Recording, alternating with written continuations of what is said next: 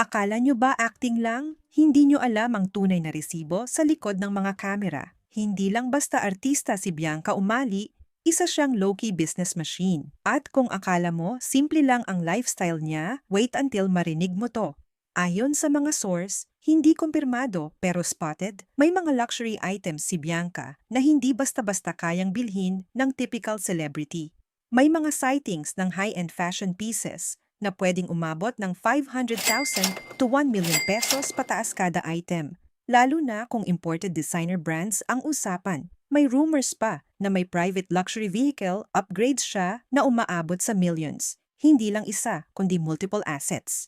Estimated value nito, nasa 3 milyong piso hanggang 8 milyong piso kung pagsasamahin ang luxury assets at fashion. At dito pa lang, mapapaisip ka na kung saan nanggagaling ang ganitong level ng pera dahil hindi lang acting ang laro dito.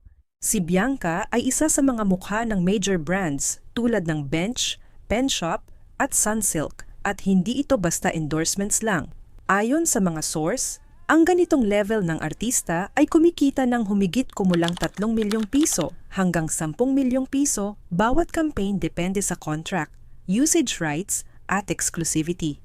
At take note, hindi lang iisa ang brand niya, sabay-sabay yan, kaya imagine mo na lang ang pumapasok na income. Pero ito ang hindi alam ng karamihan, hindi lang siya kumikita, marunong siyang magpalago ng pera. Hindi siya typical artista na gastos lang ng gastos. May strategy, may system, at may tahimik na empire na unti-unting binubuo. Bago ang luxury, bago ang endorsements, bago ang milyon, nagsimula si Bianca sa isang mas simpleng mundo.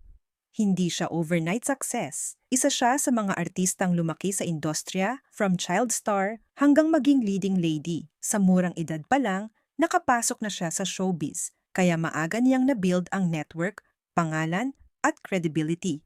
Ayon sa mga source, ang ganitong trajectory ay isa sa pinakamalakas pagdating sa long-term income dahil hindi ka lang sikat, trusted ka pa ng brands. Ang unang malaking break niya ay ang pagiging lead sa mga primetime shows ng GMA Network at dito nagsimula ang real cash flow. Base sa industry estimates, ang isang lead actress sa primetime TV ay pwedeng kumita ng 80,000 piso hanggang 150,000 piso bawat episode. Ngayon isipin mo, kung aabot ng 100 episodes ang isang project, posible siyang kumita ng 8 milyong piso hanggang 15 milyong piso sa isang show pa lang. At hindi pa kasama dyan ang bonuses, guestings, at appearances. Pero dito, nagiging interesting dahil hindi lang siya tumigil sa acting. Habang tumataas ang value niya, mas nagiging strategic siya sa pagpili ng projects. Hindi siya basta tumatanggap. Pinipili niya yung may high exposure, strong brand alignment, at long-term value.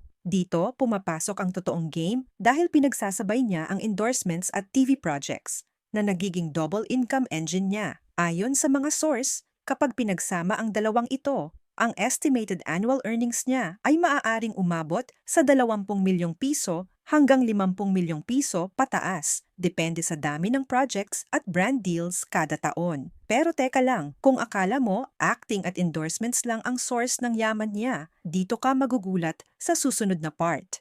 Ayon sa mga insider whispers, may mga investments at assets si Bianca na hindi niya basta pinapakita sa social media. Low-key, tahimik, pero high value. Ngayon, dito na tayo sa pinakahinihintay ng lahat, ang tunay na resibo, ang assets. Kasi kung akala mo endorsements at acting lang ang pinag-uusapan natin, dito mo makikita kung paano talaga naglalaro ang pera sa tahimik na paraan. Ayon sa mga source, at hindi man ito kumpirmado, pero spotted sa ilang posts at industry whispers, si Bianca Umali ay posibleng nag-i-invest na sa real estate. Isang galaw na karaniwan sa mga high-earning celebrities na gustong isecure ang long-term wealth nila. Unang lumalabas sa usapan ang mga high-end areas tulad ng BGC at Rockwell. Hindi ito basta-basta locations.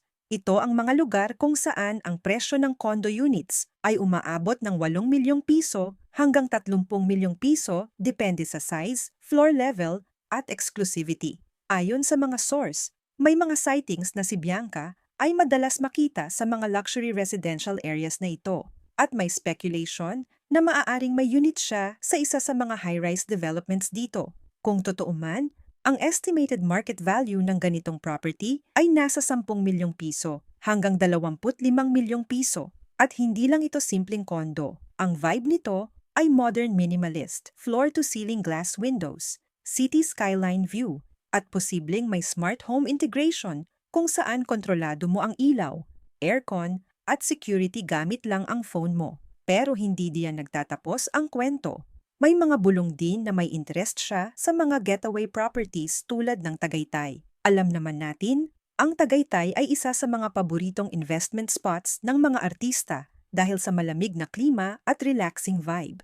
Hindi kumpirmado pero spotted, may mga pagkakataon na nakikita siyang nagstay sa mga private villas na may infinity pool at overlooking Taal Lake. Kung ito man ay personal property or long-term investment, ang ganitong klasing bahay ay may estimated value na 15 milyong piso hanggang 40 milyong piso depende sa laki ng lupa at design. Imagine mo, isang modern tropical house, may infinity pool, open space living area, at tahimik na environment. Perfect for someone na gustong mag-recharge away from the spotlight. At syempre, hindi mawawala sa usapan ang possibility ng future investments sa mga ultra-exclusive villages tulad ng Forbes Park o Ayala Alabang. Kahit wala pang direktang resibo na doon siya may property, ayon sa mga source, ito ang natural progression ng mga celebrities na nasa ganitong income level.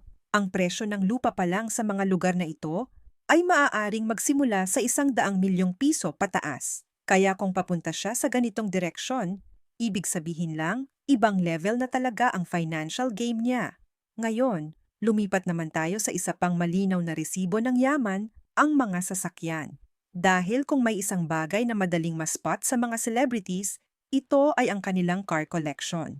At kay Bianca, kahit low-key siya, may mga sightings at reports na nagpapakita ng kanyang taste sa luxury at comfort. Unang-una, hindi kumpirmado pero spotted, siya ay madalas makita na gumagamit ng premium SUVs na nasa kategory ng mga high-end daily vehicles. May mga speculations na maaaring kabilang dito ang Toyota Fortuner o Ford Everest na naka-top of the line variant. Ang estimated price ng ganitong sasakyan ay nasa 2 milyong piso hanggang 3 milyong piso. Hindi man ito super flashy, pero ito ang tipo ng sasakyan na practical pero may dating. Perfect for everyday use. Pero hindi dyan nagtatapos. May mga reports din na siya ay nakikitang sumasakay sa mas high-end na luxury vans tulad ng Toyota Alphard, isang paboritong sasakyan ng maraming celebrities dahil sa comfort at privacy nito. Ang Toyota Alphard, lalo na ang customized versions, ay may estimated price na umaabot ng 4 na milyong piso hanggang 7 milyong piso depende sa modifications. At kung upgraded pa ito with captain seats, ambient lighting, at entertainment system, mas lalo pang tumataas ang value nito. Ito ang tipo ng sasakyan na hindi lang transport, para na rin itong mobile lounge. Hindi rin mawawala ang possibility ng lifestyle vehicles tulad ng scooters or aesthetic rides. May mga celebrities na gumagamit ng Vespa for casual city rides, at may mga designer editions tulad ng Vespa Dior na umaabot ng 500,000 piso hanggang 800,000 piso. Hindi man ito confirmed kay Bianca, pero ayon sa mga source, ang ganitong klaseng purchase ay aligned sa kanyang image, elegant pero youthful. Kung pagsasamahin mo ang lahat ng ito, real estate at vehicles, makikita mo ang mas malaking picture. Hindi lang siya basta gumagastos. Ayon sa mga source, ang ganitong klaseng asset acquisition ay bahagi ng wealth strategy. Real estate for appreciation, vehicles for lifestyle and branding. At kahit na karamihan dito ay spotted o reported pa lang at hindi officially confirmed, malinaw ang pattern, si Bianca Umali ay hindi lang artista. Isa siyang strategist na marunong mag-convert ng income into long-term assets. At ito ang pinaka-importanting realization dito. Ang yaman ay hindi lang nakikita sa kinikita mo, kundi sa kung paano mo ito pinapalago. At base sa mga nakikita at naririnig natin, mukhang tahimik, pero tuloy-tuloy ang pag-build ng kanyang sariling empire.